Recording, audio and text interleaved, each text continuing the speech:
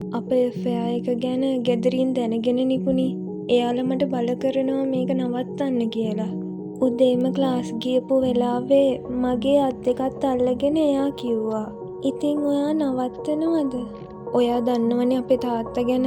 ඔෂාන් මං අහන්නේ ඔයා මේක නවත්තනවද කියලා. මං මොන දේ වුණත් නවත්තන්න නෙමේනේ ඔයාට ආදරය කරේ නිපුණි. එහෙනම් අපි වදිමුද? එයා ඇස් ලොකු කරගෙන මන් දිහා බැලුවා. මොනාද ඔයා මේ කියවන්නේ මැනික? ඇයි බැරිද? මට ඔයාව නැති වෙනවට වඩා මේ හැමදේම අතෑරලා ඔයාව බැදලා කොහාට හරි ගිහින් ජීවත් වෙන එක සැනසීමයි සුදු. එයා මොහොතක් කල්පනා කරා. හරි, අපි බදිමු. ඉන්නකෝ, මගේ උන් ටිකගේ උදව් තියෙන ඕන දෙයකට. ඔයා මං කියන දවසට ලෑස්ති වෙලා ඉන්නකෝ. මං හැමදේම ලෑස්ති කරගන්නකම් මට මේ දවස් දෙක තුන දෙන්නකෝ පැටියෝ. මම ඔෂාන්ව විශ්වාස කරා. එයාට හැම දෙයක්ම ලෑස්ති කරගන්න මං දවස් දෙක තුනක් ඉවසීමෙන් බලාගෙන හිටියා. ඒ අතරේ මම මේ හැමදේම මගේ අම්මට කිව්වා.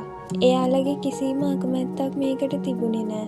මටත් පුදුම හිතෙන තරමටම එයාලා මට සපෝට් කරා. අන්තිමට අපි දෙන්න කසාද බැන්දා. ඔෂාන්ගේ ගෙදර කිසිම කෙනෙක් මේ ගැන දැනගෙන හිටියේ නෑ. එයාලගේ අකමැත්ත මැදම අපි ලස්සනට ජීවත් වුණා. ඒයි කම්මැලියෝ, දවසම නිදාගන්නද හදන්නේ? එයා තව ටිකක් මට තුරල් වුණා. අනේ බේමි ඉන්න දෙන්නකෝ. අනේ පව් පොඩි බබා. එයාගේ නළලට කිස් එකක් දීලා මං හිමීට ඇදෙන්න නැගිට්ටා. මට අද ටවුන් යන්න තියෙනවා සුදු. ඇයි ඒ මොකටද? මං කිව්වා එයාට මං ගාමන්ට් එකට කතා කරා. එයාලා අද මට ඉන්ටර්වයුව වෙන්න කිව්වා. ඇදේ ඉඳගෙනම එයාගේ ලොකු ඇස් දෙකෙන් මං දිහා බලාගෙන හිටියා. ඔයාට පුළුවන් ද ගාමන්ට් ගිහින් වැඩ කරන්න නිපුණි? බැරි වුණත් කරන්න දෙයක් නෑ නේ සුදු. මම ඉක්මනට ලෑස්ති වුණේ ගාමන්ට් එකේ ඉන්ටර්වයුව යන්න. බත් කටත් දෙකක් හදිසියට කාලා ඔෂාන්ටත් සමුදීලා මං බස් එකට නැග්ගා. ගාමන්ට් එක ළඟින් බැහැලා ඉන්ටර්වයුව එකටත් මුහුණ දීලා ආයෙ ගෙදර ආවේ දහසකුත් බලාපොරොත්තු හිතේ තියාගෙන. මොකද උනේ මැනික ඉන්ටර්වයුව එකට හෙට ඉදම්ම එන්න කිව්වා මට.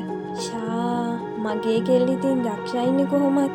එයා මාවත් වඩාගෙන වටයක් කැල්කුනේ හරියට පොඩි බබෙක් ශිෂ්‍යත්වයේ පාස් වෙලා වගේ. ඒ අතරේ ඔෂාන්ගේ ගෙදරින් අපි දෙන්නට ගොඩාක් බලපෑම් ආවා. ඒ හැමදේම දරා ගන්න තරම් අපේ ආදරේ ශක්තිමත් වුණා. මං ගාමන්ට් එකට ගිහින් සතියක් දෙකක් යද්දි ඔෂාන්ටත් ඔෆිස් එකක ජොබ් එකක් ලැබුණා. මොන දේ වුණත් අපි දෙන්නගේ බැඳීම ආදරේ තව තව වැඩි වුණා මිසක් අඩු වුණේ නම් නෑ. සුදු මේ අනේ දෙයියනේ නිපුණි, මේ ඇත්තද? දෙයියනේ මං තාත්තා කෙනෙක් වෙන්න යනවද? ටික කාලයක් ගෙවිලා යද්දි මං ප්‍රෙග්නන්ට් වුණා. ඒ සතුටට එයා මාව බදාගෙන මගේ නළලට ආදරණීය හාන්තක් දුන්නා. ඔන්න එහෙනම් දැන් ඉඳන් ගොඩාක් පරිස්සම් වෙන්න වෙයි මැනික, හරිද?